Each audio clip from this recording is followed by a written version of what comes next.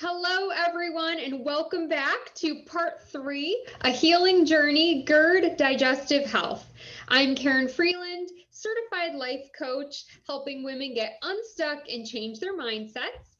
And we are joined tonight by the wonderful Sonya Pinto, who is a certified nutrition coach and digestive health specialist. And we are going to be talking about the gut-brain connection. Because, yes, your gut health does impact your brain health.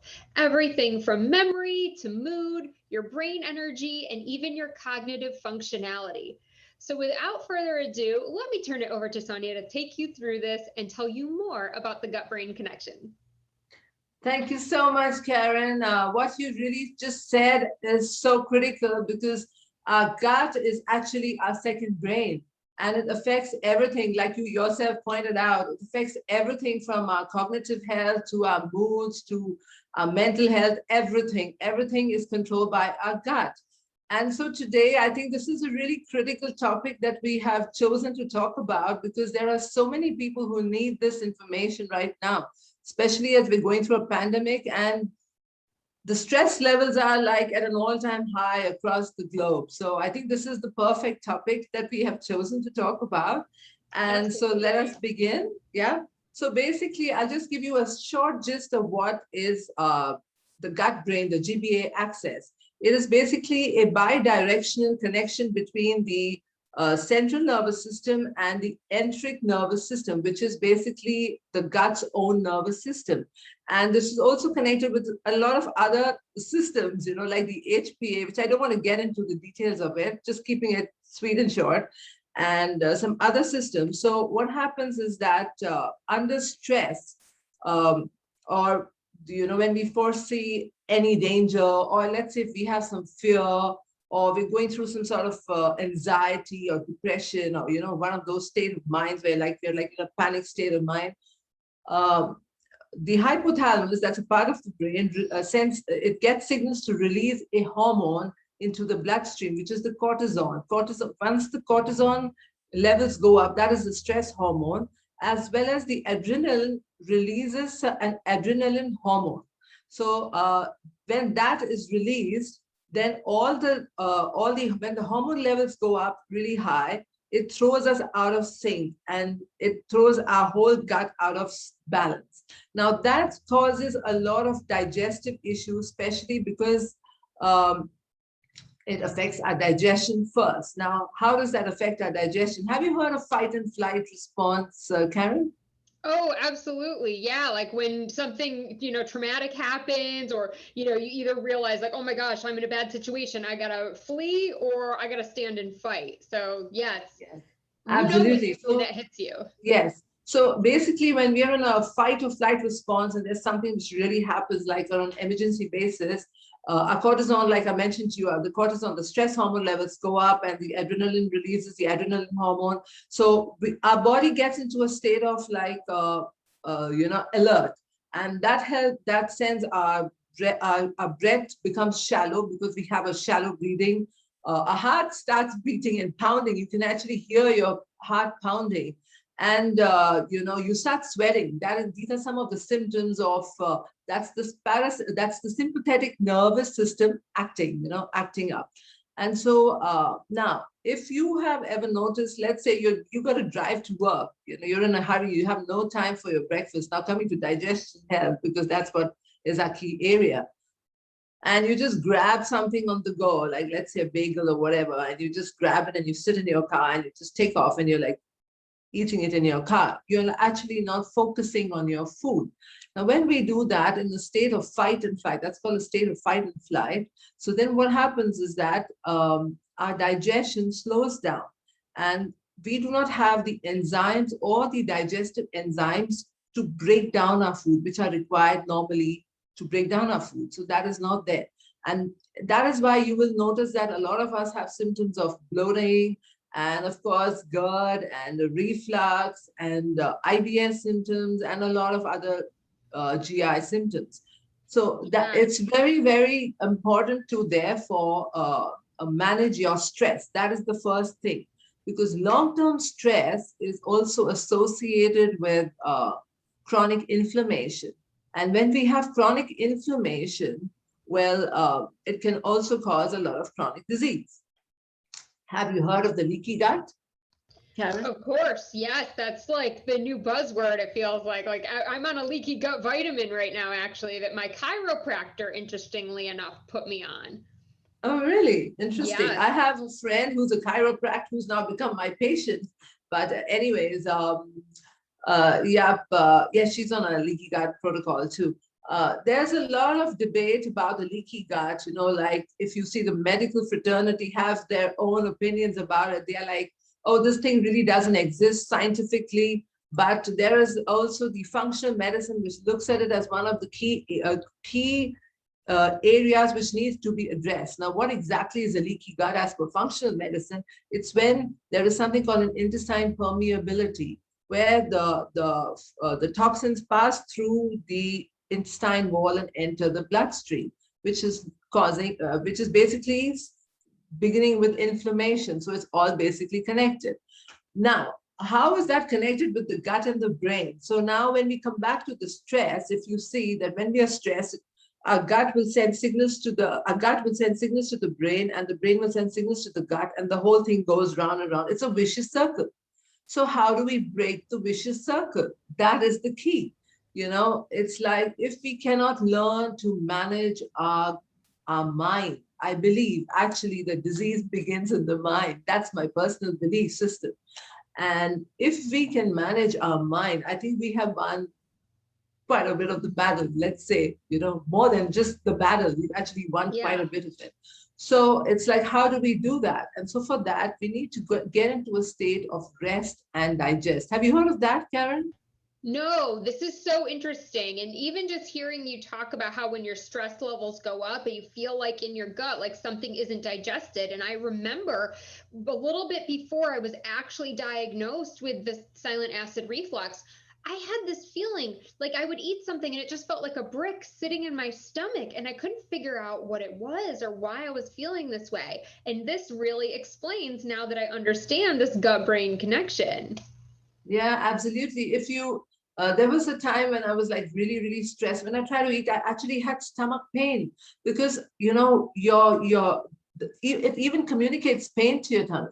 So that is the level of the connection between the GBA, the gut-brain axis. It is so connected, and it's like so sensitive to even the smallest amount of anxiety, stress, pain can just trigger it, and people like us who suffer from GI issues. I'm an ex-GERD survivor and an H. pylori survivor. You're an LPR survivor. So it's like we have to manage our mind. And once we learn to manage our mind, I guess we will be able to manage anything and everyone, so that's the key. And one of the secrets is my chamomile tea. So I'm going to come to that. Yeah, so the next stage is, so the next stage is rest and digest. Now, how do we reach that stage?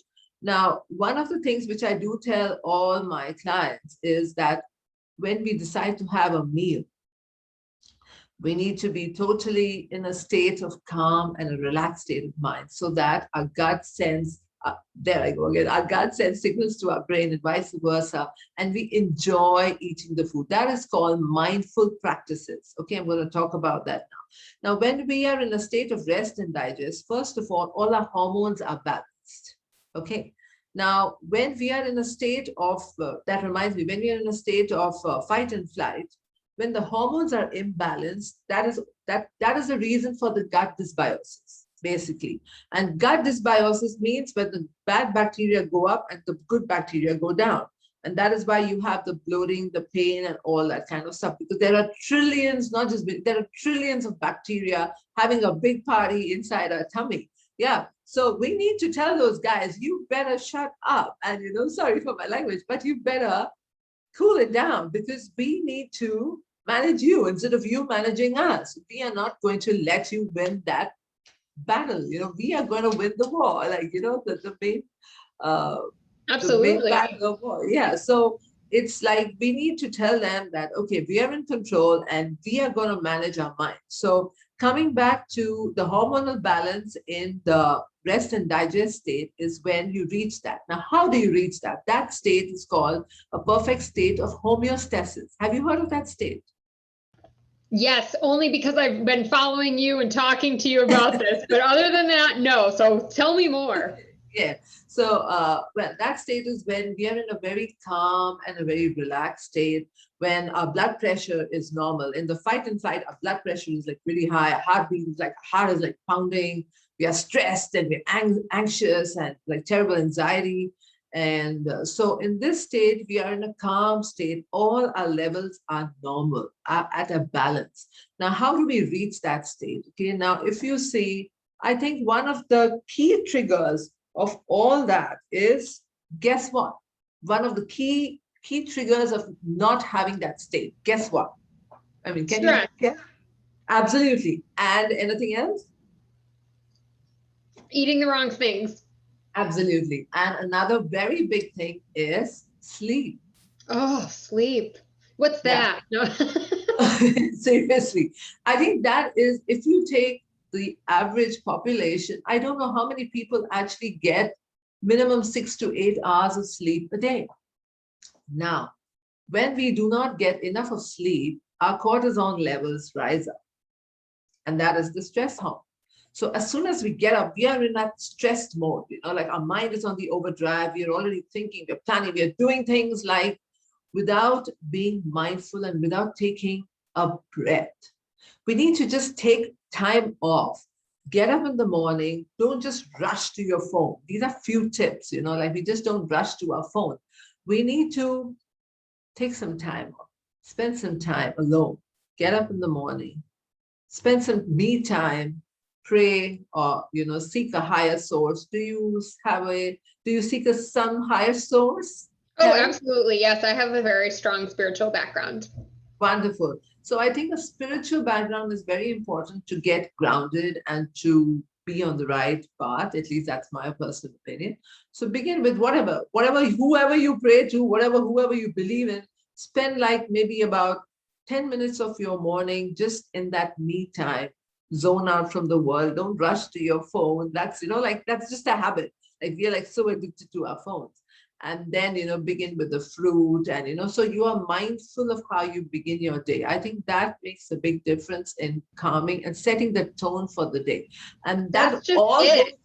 Yeah. And that if you said it at the beginning, it will carry through the rest of the day. Absolutely. And you need to do that the previous night. Now that comes back to sleep. Now what happens is that, how do we get that 7 to 8 hours of sleep? Now, that is the key issue. Now, most people, like if you see, we'll be sitting on our phone, checking all those WhatsApp messages. Oops, a friend has messaged and you've got to reply them, irrespective of the country, time zone. And it's like 10:30 in the night and we're still messaging our friends. So I tell my teen daughter, it's time to put away that phone. By 9:30 is the latest you're going to touch your phone. That is because when we have any digital or social media, if you're watching it, there's a blue light which remains in our mind. And that does not allow us to sleep. So it'll take us like 2 hours to get into that sleep mode. And also the room has to be dark in the right environment. The temperature of your aircon or whatever should be the right sleep environment. It should be a cozy bed. And, you have your aroma candles or whatever you would like some aromatics around. So it gives you that sense of sleep. If you're going to be sitting with that blue light, your mind is going to be activated and that's going to take you off your sleep. So the first thing which I would like to reiterate is that minimum we need 6 to 8 hours of sleep, minimum. And if we can have, let's say like a chamomile tea, cheers, that helps calm down the nerves. It's a decaf, so no caffeine, definitely no stimulants, because a lot of people, if you have like a matcha or a stimulant, then you had it. Then another thing is like following some mindful living practices, like for managing your digestion and your gut health. So one of them is like spending some time in nature, like getting out of the house like every day, spending minimum 20 to 25 minutes in the sun. Like I know a lot of countries that don't have sun, and so you need your vitamin D for that. But getting in touch with nature and grounding yourself, putting your barefoot feet on grass, like smelling the flowers, and not just going to a gym and like, the life is so hectic, and you just need to break that and get that me time. So for me, that is my me time. What is your me time? Oh, yeah, I was gonna say I love hiking and being outdoors, going for walks. And sometimes it's just reading a book or just being in a Yeah, quiet space with no phone, no yeah. distractions, just to allow my body to reset itself and be present to what I'm really feeling. I think that's a very, very, very critical thing which you said, Karen, because me time and getting in touch with your own self, I think is the key, because a lot of people are like, just like we are actually in this race, sometimes we're getting caught up in life. We get caught up in life, okay? Easily, And, yeah. and, and we're like busy doing stuff. You got to make your breakfast, you got to do this, you got to do that, you got to pack your lunch, go to work, whatever, whatever. But you do not have time to actually get in touch with your own self. And so, therefore, holistic wellness is very important, where it's the mind, the body, and the spirit. They're all connected. So, I'm looking at you here. So, unless we connect the mind, the body, and the spirit, and they're all in sync, there is no way we're going to achieve that state of homeostasis or perfect equilibrium in our body. And for that, there are certain techniques, like one is meditation, some people do yoga, and the other thing is some breathing exercises, which actually are really very critical to increase the oxygen level in our cells and Mhm. trigger what is called the vagus nerve. So that is something which has really worked for me, and it has helped calm me down. And I think that is something which we should all practice, especially for people who have digestive issues. So maybe we can just have an exercise right here. Let's begin, Karen. Would you like to Sure. begin? I love Yeah, so breathing let's exercises. yeah, so let's just take a deep breath from the pit of our stomach and hold it for like 4 to 5 seconds, and then slowly release it. The release should be a long release. The reason we're doing this is because when we do that, we are inhaling we are just sucking up all the toxins which are there, and then we release the toxins. So this is a way of detoxing our body and Great. and when we do this, it triggers what is called the vagus nerves, which controls our whole body, and you'll feel a sense of calm and relaxation. This is one of the best ways. It's a no-cost method of relieving your stress and being like totally stress-free in any environment. You can do this anywhere. When I go for a walk, sometimes I do it. So let's begin, Karen. Yeah. Okay, great. One, two, yeah. One, two, three.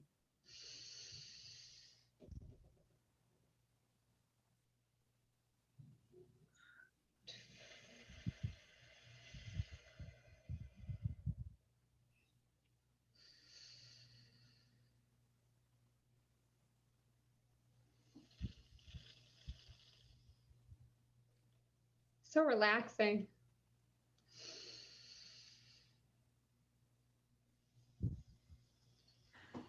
You can already see that, whenever I feel very stressed or whenever I have some aches or pains, it really makes, it's like a miracle for me. It's really worked, and I'm sure it's worked for a lot of my clients who come to me.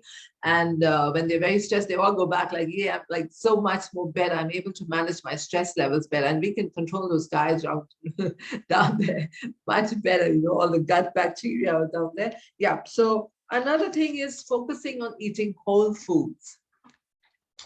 Now, a lot of us are very much into eating a lot of junk food and processed food and refined carbs and sugar. So, what are your thoughts on that, Karen?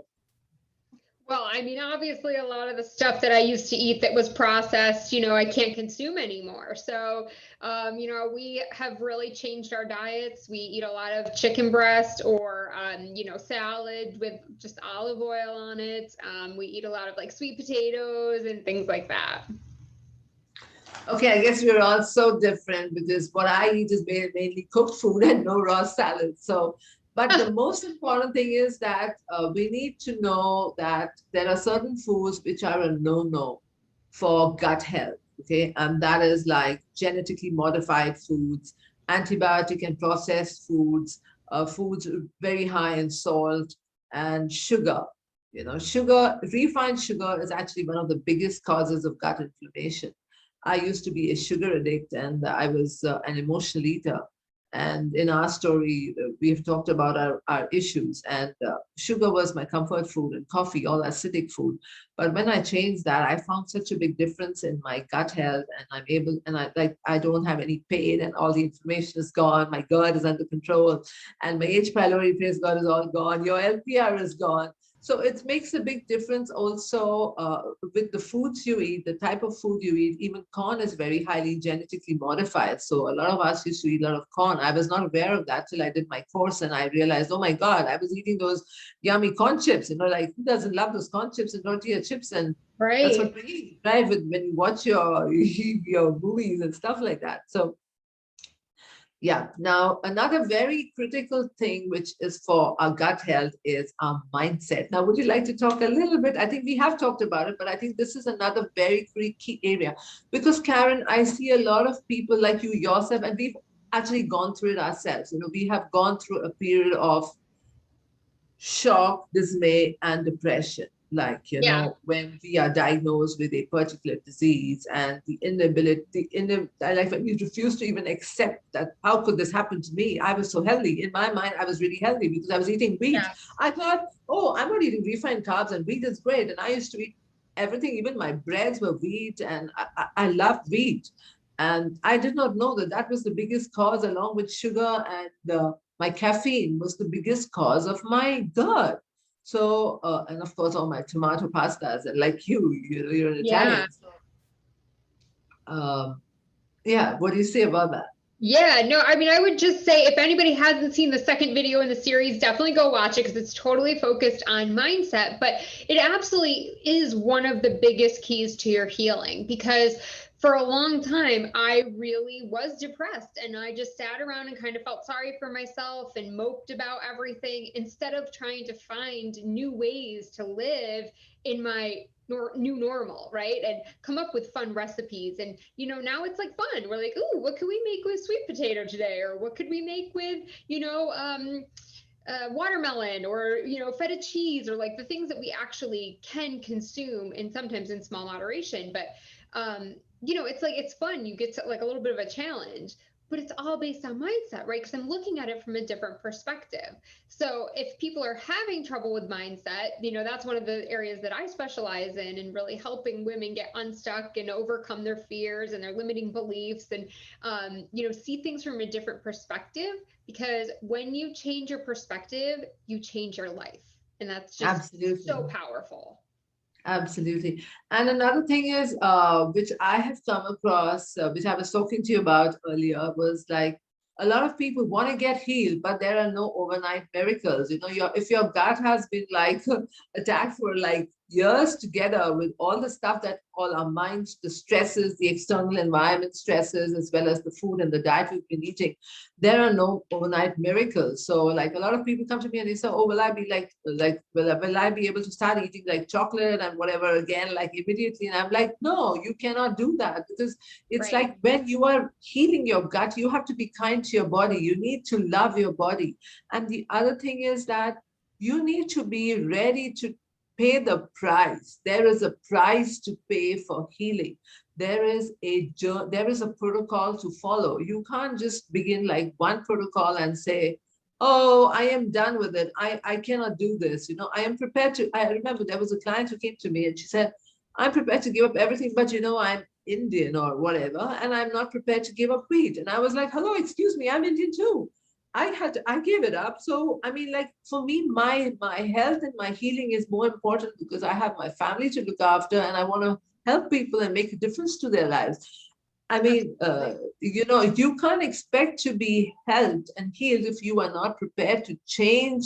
And I think change is a very critical area in that because Mhm. resistance to change, there is only so much that we can do, so much that Karen can do or I can do. But if you have a resistance to change and you're not open to receiving and to uh, uh, a growth mindset and changing your mindset, then there's only so much that we can do. So even if you take supplements, let me tell you that if you take supplements, if you do our protocol, but if you are still having that mindset that, no, I'm going to go and cheat when I hang out with my girlies or my friends, I'm going to have a little bit of whatever, vodka or gin and tonic or whatever you drink, well, then that's not going to work. So because you have to learn that there is a different way to live life. And that is very, very critical to your healing journey. So I think, yeah, it's like, because it's at the end of the day, we need to love our gut. And that is the main thing, because sure, you can have like you said, it affects everything. So your gut is now going to affect your brain and your ability to function cognitively. That is huge. The ramifications of not taking it seriously and not putting your health first, it is not just going to give you, reflux or bother your throat. It is going to actually impact other very important parts of your body. So I hope that people will hear this message and take it seriously and really look into healing strategies if they're struggling with dealing with their illness. I think what you said is absolutely right. In fact, as per functional medicine, the leaky gut, people who have leaky gut, it can lead to a lot of other issues like cardiovascular issues, type 2 diabetes, of course, all our GERD issues and IBS and SIBO and Candida. And like that's because of all the different parasites and fungi all growing in our gut. And also it can lead to, it's known to lead to depression. It can cause depression. So there are so many other neurodegenerative issues which are also linked to this as per functional medicine, which is still being researched by the current medical practitioners. So you can just imagine the magnitude of how critical this is for our livelihood, for our health. So I think this is the key. If we learn to manage our stress, we'll be able to manage our gut, and basically we'll be able to break that link, like that stress link. If we can do that, I think we have won the battle. So do feel free to contact Karin for any mindset issues if you are not prepared or not willing to give up certain food items, or you're not ready to go the whole way, because there is that price to pay. And if you want to get healed, then, well, you have to do what you have to do. And do feel free to contact me, Sonya Pinto, under G.E.R.D _ digestion _ gut health. That's my Insta profile as well as Facebook profile. You can check me out there. And looking forward to meeting you and going on with your healing protocol, whatever your digestive issue may be. And also if there are any related issues, because I have some clients who have also rheumatoid arthritis, who have thyroid issues, who have fatty liver, the works, along with all these issues, which is a challenge, but then I give them a protocol which covers all these things. So if that's you, feel absolutely free. Pick up the phone, call us. You're most welcome. We are here to serve you, and we are here on a mission to help all people. I had to give up my career because of my health. I did not know what I was doing. And it really messed up my whole life virtually. So I hope that nobody has to ever suffer like me and go through what I've gone through. And that is the reason why I'm doing what I'm doing. And yeah, back to you, Karin. No, that's great. And we're so glad you're doing what you're doing, because I know when I found you, your recipes have been so helpful, and just all your advice and your guidance as I was going through this. So I hope people will really take that seriously and reach out to you. And you can find me on Instagram at Karin Freeland. It's Karin with an I. And if you want to learn more about the life coaching or some of the other projects that I have going on, you can check me out at KarinFreeland.com. Thanks so much for having me. This was a lot of fun, and I really enjoyed the discussion. Thank you, guys. See ya. Bye. See ya. Bye.